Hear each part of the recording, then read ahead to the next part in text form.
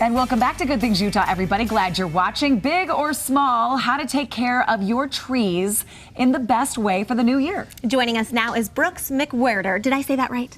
McWhirter, but close. I was close. Okay, and we're so happy you're joining us. How are you? I'm happy to be here.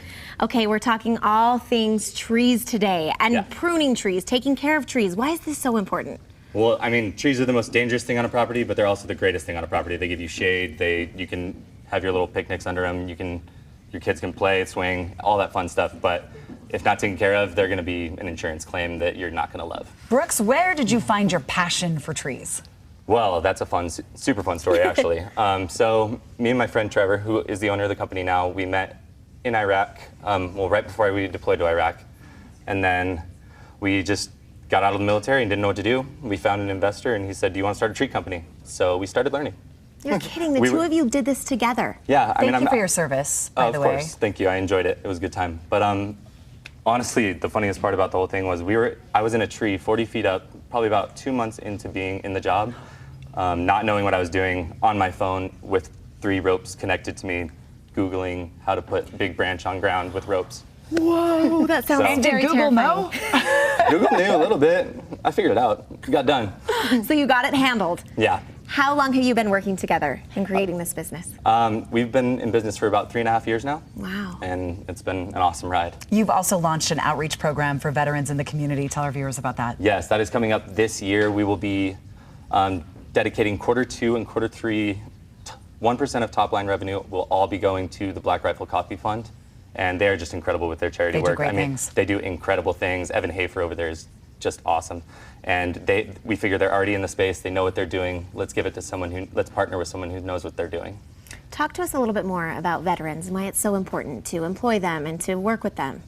Right. Well, of course, I mean, we, of course, came from that world, so we want to give our brothers and sisters every opportunity to have good employment, good pay, everything. It's hard when you get out, you know what I mean?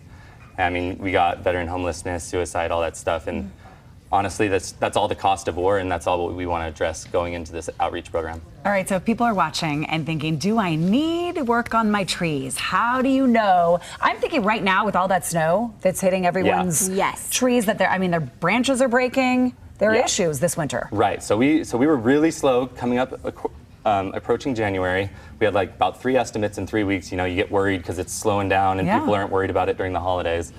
But last week after that snowstorm, we received 22 calls in like 2 days. Wow. And I mean, this upwards of $20,000 of work can get done in a day if, insurance claims tip big in these storms. Is this something you should be taking care of before winter even starts?